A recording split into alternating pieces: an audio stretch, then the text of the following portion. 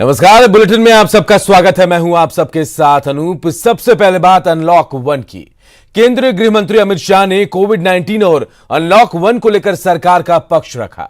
अमित शाह से न्यूज 18 के network editor in chief Rahul Joshi ने खास बातचीत की और कोरोना को लेकर सरकार की आगे की योजनाओं के बारे में जानकारी दी। तो मैं सीधा कोरोना पे जाना चाहूँगा। मुझे लगता है कि ये बहुत बड़ी महामारी है जिससे पूरा देश जूझ रहा है। अनलॉक वन से क्या उम्मीद करी जा सके? अगर देखा जाए तो अभी भी जो है कोरोना काफ़ी तेज़ी से बढ़ रहा है। बड़े बड़े शहरों में, काफ़ी सारे प्रदेशों में ये तेज़ी से बढ़ रहा है। मृतकों की संख्या ऊपर हो रही है और हम अनलॉक 1 की बात कर रहे हैं। तो इस अनलॉक 1 से सरकार से जनता क्या अपेक्षा रखे? देखिए, ऐसे आइसोलेशन में मुझे लगता है मैं जवाब दूंगा तो जनता को समझने के लिए थोड़ी तकलीफ आएगी। मैं आपको कोरोना के खिलाफ मोदी जी के नेतृत्व में जो रणनीति बनी और भाजपा सरकार लड़ी, इसके लिए थोड़ा डिटेल बात करना चाहता हूं। मोदी जी ने सबसे पहले जनता कर्फ्यू, घंटी बजाओ, दिया जलाओ और कोरोना वॉरियर का सम्मान कर कर देश की जनता को एक साथ जोड़ने का काम किया और पूरा देश एक राष्ट्र, एक जन, एक मन के सूत्र के हिसाब से कोरोना के खिलाफ लड़ा है। सभी राज्य सरकार इरिस्पेक्टिव ऑफ पॉलिटिकल पार्टी केंद्र सरकार के साथ मिलकर ये लड़ाई बहुत अच्छे तरीके से लड़ी है। और इसका परिणाम क्या निकला है? इसका परिणाम ये निकला है कि तुलनात्मक दृष्टि से विश्व के आंकड़ों को हम देखें तो हम काफी अच्छी स्थिति में हैं। मैं ये नहीं कहता हमारे यहाँ कोई तकलीफ नहीं हुई, मैं ये नहीं कहना चाहता हमारे यहाँ महामारी फैली नहीं है।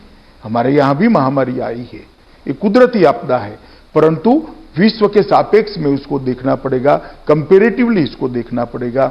मैं आज आपको बताना चाहता हूं कि प्रति लाख आबादी भारत में 12.6 लोग कोरोना से प्रभावित है और विश्व की औसत, राहुल जी, 77.6 लोग हैं विश्व की औसत, इससे बहुत कम है।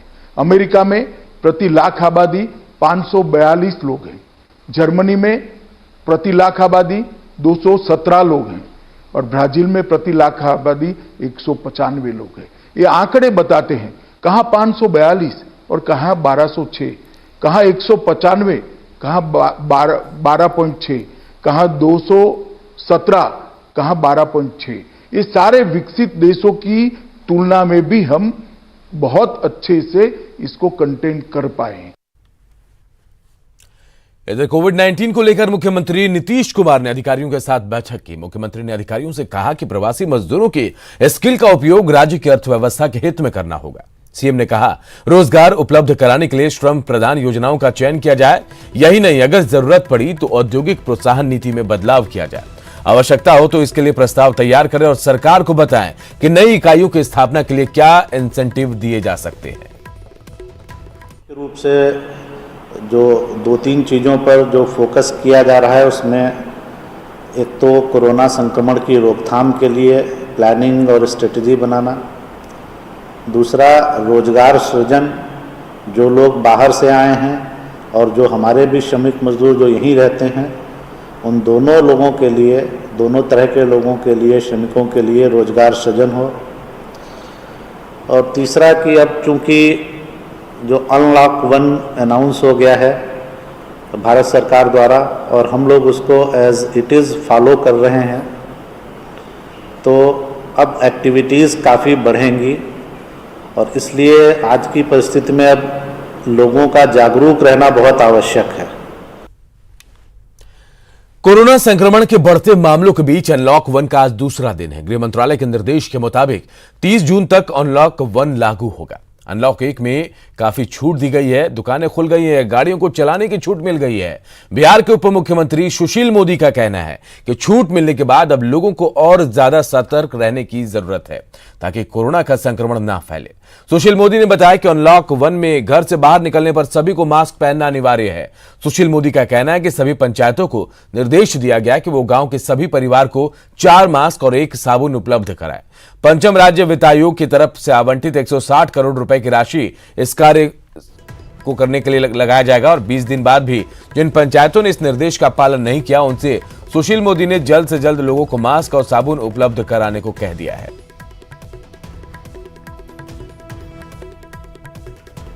प्रत्येक परिवार को 4 मास्क और 1 साबुन उपलब्ध कराना है। कई जगह से शिकायत मिल रही है कि मुखिया लोग मास्क और साबुन उपलब्ध नहीं करा रहे हैं। 160 करोड़ रुपए का प्रावधान किया गया है। पंचम वित्त आयोग के अंदर जो अनुदान की राशि है उससे ये व्यय किया जाना है। मैं बिहार के सभी मुखिया लोगों से आग्रह करूंगा कि आप मास्क खरीद कर उसके वितरण का काम प्रारंभ करें।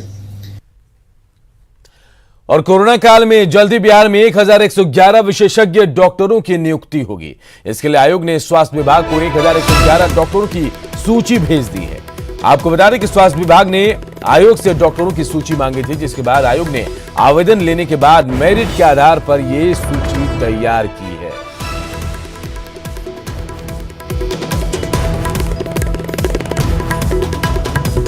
देखिए, जल्दी बिहार में 1111 स्पेशलिस्ट डॉक्टरों की नियुक्ति होने वाली है और इसके लिए आयोग ने स्वास्थ्य विभाग को डॉक्टरों की सूची भेज दी है। 1111 ये डॉक्टरों की सूची भेजी गई है। हम आपको बता दें कि स्वास्थ्य विभाग ने आयोग से डॉक्टरों की सूची मांगी थी, जिसके बाद आयोग ने आवेदन लेने के बाद मेरिट के आधार पर यह सूची तैयार की। और अब बात सियासत की। अपने दूसरे कार्यकाल के 1 साल पूरा होने और पीएम के विशेष पैकेज को लेकर बीजेपी अब जश्न मनाने जा रही है। वर्चुअल तरीके से होने वाले इस जश्न को विपक्ष राजनीतिक चाल बता रहा है।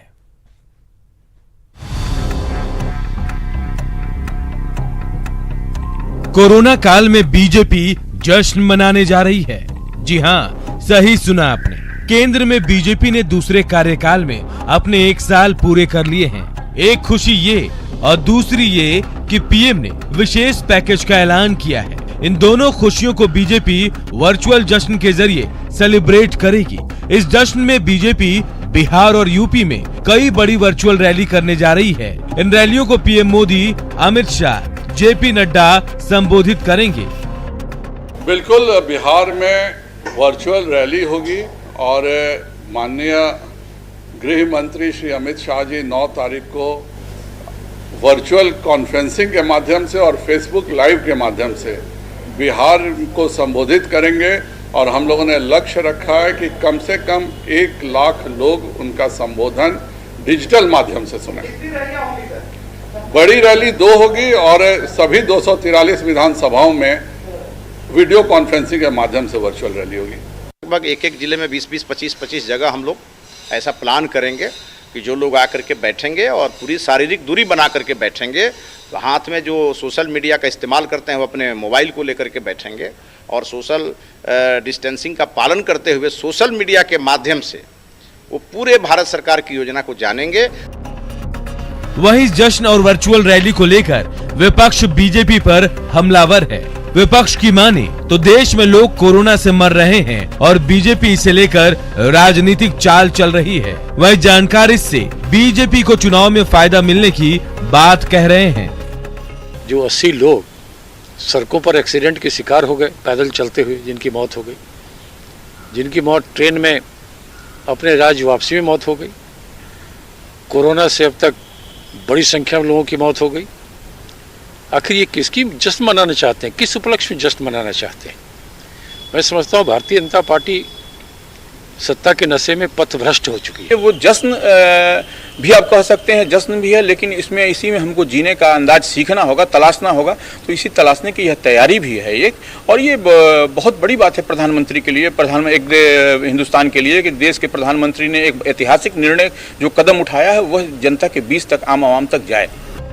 यूपी में 6, बिहार में 2 बड़ी और 243 विधानसभा में छोटी रैली के मायने बेहद खास हैं। इन दोनों राज्यों में लौटे प्रवासी मजदूरों की संख्या सबसे ज्यादा है। यही वजह है कि इन पर फोकस कराने वाले चुनाव में बीजेपी इसके जरिए बड़े वोट बैंक को साधने की कोशिश में लगी है। ब्रिजम पांडे, न्यूज़ 18, पटना। 9 जून को होने वाली बीजेपी की डिजिटल रैली के खिलाफ आरजेडी ने मोर्चा खोल दिया है। नेता प्रतिपक्ष तेजस्वी यादव ने प्रेस कॉन्फ्रेंस कर बीजेपी की डिजिटल रैली के खिलाफ गरीब अधिकार दिवस मनाने की चुनौती दे दी है। तेजस्वी के इस ऐलान के बाद बिहार की सियासत गर्म हो गई है। चुनाव की चिंता है। प्रधानमंत्री नरेंद्र मोदी ने देशवासियों से कोरोना योद्धाओं को धन्यवाद देने के लिए थाली बजाने की अपील की थी। अब बिहार में आरजेडी भी थाली बजाने जा रही है, लेकिन किसी के सम्मान में नहीं, सियासत करने के लिए। जी हां, 9 जून को केंद्रीय गृह मंत्री अमित शाह की बिहार में वर्चुअल या यूं कहें कि डिजिटल रैली होने जा रही है। बीजेपी की रैली के खिलाफ आरजेडी के तेजस्वी यादव ने मोर्चा खोल दिया है। तेजस्वी ने बीजेपी की रैली के खिलाफ 9 जून को मजदूर अधिकार दिवस मनाने का ऐलान किया है। एक व्यक्ति से कहना चाहते हैं कि 9 तारीख को जो हम लोग गरीब अधिकार का जो हम लोग बात कर रहे हैं, उसके लिए आप लोग आगे आइए, प्रतिकार कीजिए और सरकार को नींद में जो सोई हुई है उसको जगाने का काम कीजिए। जो थाली हो, कटोरा हो, आज जिसके पास थाली कटोरा ने, वो केला का पत्ता लेके सामने आ जाए। तेजस्वी के सियासी हमले को बीजेपी ने नौटंकी करार दिया है। देखिए, तेजस्वी यादव प्रतिपक्ष के नेता के रूप में पूरी तरह विफल रहे हैं और उस विफलता को छिपाने के लिए नौटंकी का सहारा ले रहे हैं। जब जब नेता प्रतिपक्ष को बिहार में मौजूद रहना चाहिए था, तब तक गुमनामी में रहे, छुपे रहे, अदृश्य रहे। कोरोना संकट भले ही मजदूरों के लिए परेशानी का सबब बनकर आया हो, बिहार की विपक्षी पार्टियों के लिए एक बड़ा मौका है और चुनावी साल में विपक्षी पार्टियां इस मुद्दे को किसी भी हाल में भुना लेना चाहती हैं। देखना यह होगा कि राजनीतिक हथकंडों से इन्हें कितना फायदा होता है। न्यूज 18 के लिए पटना से साकेत कुमार की रिपोर्ट। कोरोना संकट के दौर में देश के प्रधानमंत्री से लेकर मुख्यमंत्री तक लोगों तक सहायता पहुंचाने की बात कह रहे हैं। ऐसे में हमारे और आपके जनप्रतिनिधि क्या कर रहे हैं, इसकी जानकारी हम आपको देते हैं। विवेक ठाकुर जो बीजेपी से राज्यसभा सांसद चुने गए हैं, सांसद चुने जाने के ठीक 2 दिन बाद पूरे भारत में लॉकडाउन शुरू हो गया। विवेक की माने तो लॉकडाउन के दौरान वो दिल्ली में जरूर फंस गए थे, लेकिन उन्होंने अपने लोगों को नहीं छोड़ा। अलग अलग माध्यम से लोगों को राहत पहुंचाते रहे। हमने 2000 सूखा पैकेट का वितरण कराया पटना में, जिसको हम लोग अपने पार्टी के भाषा में मोदी किट कहते हैं। इनसे मिलिए, ये हैं पाटलिपुत्र के बीजेपी सांसद रामकृपाल यादव। इनके बारे में मशहूर है कि ये जनता के बीच के नेता हैं, तो जनता की अपेक्षा भी ज्यादा होती है। लॉकडाउन में ये दिल्ली में फंस गए, लेकिन जैसे ही राहत मिली ये पटना पहुंचे। इन्होंने इस लॉकडाउन के दौरान लगभग 15,000 लोगों तक सूखा राशन पहुंचाया है और साथ ही अलग अलग माध्यम से लोगों को राहत पहुंचाई है। लॉकडाउन हुआ तो मैं दिल्ली में फंसा हुआ था, मगर मेरे अनुपस्थिति में मेरा छोटा लड़का और अपने कार्यकर्ताओं के साथ मिल करके लोगों तक सेवा भाव से बिल्कुल जो हमारी पार्टी का डायरेक्शन था, प्रधानमंत्री जी का डायरेक्शन था, अपील था, उसको फॉलो अप किया। बीजेपी के कुम्हार से विधायक अरुण कुमार सिन्हा, इन पर अपनी जनता तक राहत पहुंचाने की बड़ी जिम्मेदारी थी। कुछ अपना पैसा मिलाकर तो कुछ लोगों से चंदा लेकर 25 लाख रुपए से राहत सामग्री खरीदी, 25,000 पैकेट सूखा राशन के बनवाए और जरूरतमंदों तक पहुंचा दिया। इसके अलावा पीएम केयर से लेकर मुख्यमंत्री राहत फंड तक इन्होंने पैसे दिए। प्रतिदिन इसमें से 100-200 पैकेट या 400 पैकेट कहिए आवश्यकता अनुसार निकलता है। 46,000 लोगों को पका हुआ खाना खिलाया और 13,000 लोगों तक सूखा राशन पहुंचाया। ये दावा है बीजेपी के दीघा विधायक संजीव चौरसिया का। इनकी माने तो लगभग 13,000 परिवार तक राहत सामग्री पहुंचाई गई है। साथ ही कई जगहों पर कम्युनिटी किचन खोलकर लोगों को खाना खिलाया। अपने राहत सामग्री के साथ जागरूकता वाला पर्चा भी डालते हैं ताकि लोग कोरोना वायरस में अपना बचाव कर पाएं।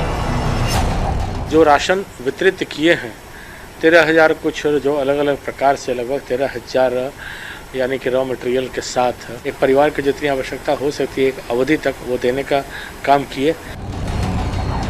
बीजेपी विधायक और सांसदों की माने तो पीएम केयर से लेकर मुख्यमंत्री राहत फंड तक पैसे जुटाने की जिम्मेदारी भी उनके ऊपर रही और क्षमता के मुताबिक उन्होंने ये काम भी किया।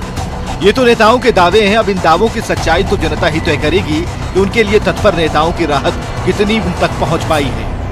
न्यूज़ 18 के लिए पटना से भृजम पांडे की रिपोर्ट।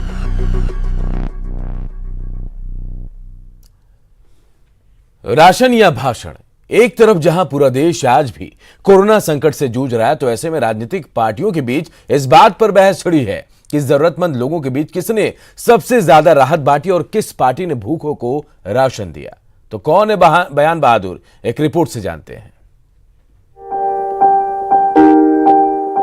सरकार ने लॉकडाउन 5 को अनलॉक 1 करार दिया है, जिसका मतलब है लोगों की जिंदगी को फिर से पटरी पर लाना। तो वहीं दूसरी ओर राजनीतिक पार्टियां और उनके नेता इस बात पर बहस कर रहे हैं कि किसने जरूरतमंदों को राशन दिया है, कौन बयान बहादुर है।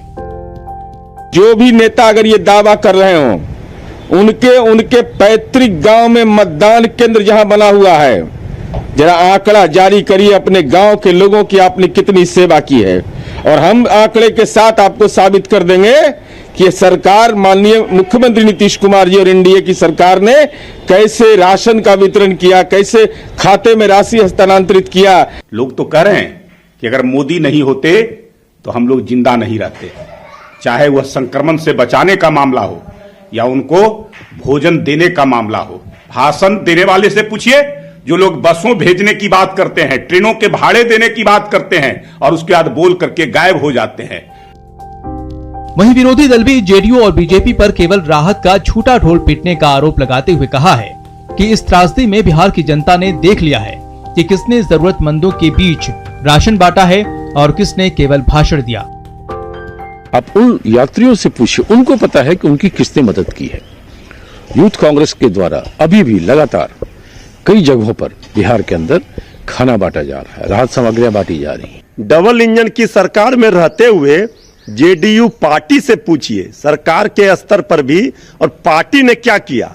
अरे राष्ट्रीय जनता दल तेजस्वी यादव जी ने तो वो काम कर दिया आपदा में, संकट काल में, कि बिहार की 12 करोड़ जनता तेजस्वी यादव जी को आशीर्वाद देने के लिए तैयार बैठी है। जाहिर है बिहार के लिए ये चुनावी साल है, ऐसे में बिहार की तमाम सियासी पार्टियां इस त्रासदी में राहत के नाम पर जरूरतमंदों में अपना वोट तलाश रही हैं। अब जितनी पार्टियां उतने दावे, हिसाब जनता तय करेगी। आखिर कौन इनमें बयान बहादुर हैं और कौन वाकई में इन जरूरतमंद लोगों के बीच में राहत पहुंचाई है। चुनावी साल है, कुछ वक्त का इंतजार करना है। कैमरा पर्सन आशीष के साथ अमित कुमार सिंह, न्यूज़ 18 पटना। श्रमिक स्पेशल ट्रेन से मिजोरम लौटते प्रवासियों की मदद के लिए आगे आए बेगूसराय के लोगों की तस्वीरें वायरल हो रही। इस वायरल वीडियो को खुद मिजोरम के मुख्यमंत्री ने ट्वीट किया और बिहारियों को धन्यवाद कहा।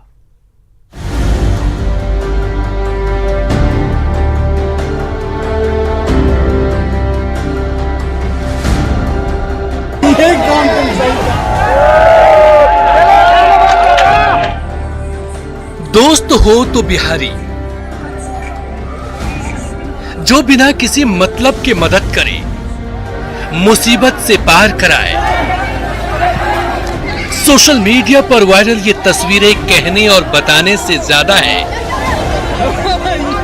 बरौनी कटिहार रेलखंड के ऑटर सिग्नल पर मदद पहुंचाने लोगों की चर्चा मास्क लगे चेहरे के आर और पार प्रशंसा बटोर रही है। दरअसल प्रवासियों को लेकर मिजोरम जा रही श्रमिक स्पेशल ट्रेन में सवार लोगों को बेगूसराय के लोगों ने भोजन पानी मुहैया कराया था। मिजोरम के सीएम साहब ने भी ट्वीट किया है इस संबंध में, क्योंकि विगत 2 दिन पहले यहाँ से एक ट्रेन मिजोरम के लिए गुजरी थी। हमारे कार्यकर्ताओं ने उन लोगों को भी भोजन मुहैया कराया था। उस पर उन लोगों ने एक वीडियो बनाया था, उसी वीडियो को बधाई के साथ मिजोरम के सीएम ने ट्वीट किया है, जिस पर हमारे इस पे डीएम साहब ने भी आज बधाई दी है और साथ ही साथ सीएमओ बिहार ने भी बधाई दी है। ये वीडियो तब और भी ट्रेंड करने लगा जब इसके बारे में मिजोरम के मुख्यमंत्री ने अपने ट्विटर के जरिए मदद कर रहे बिहारियों की प्रशंसा की। मुख्यमंत्री ने लिखा कि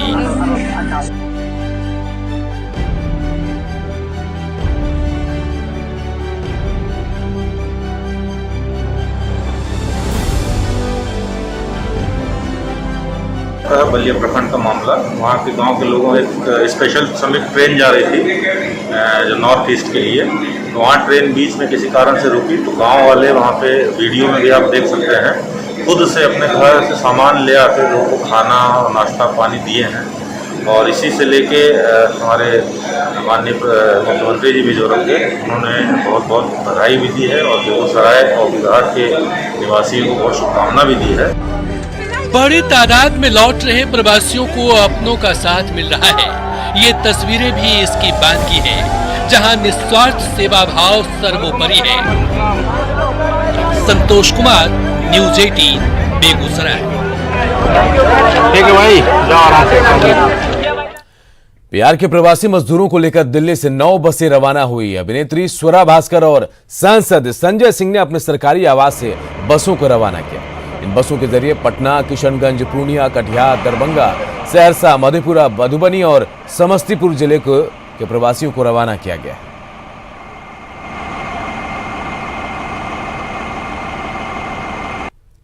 मुझे लगता है ये उम्मीद वापस जागती है कि इस देश में भारतीय और जो हिंदुस्तानी है वो हिंदुस्तानी की मदद कर रहा है।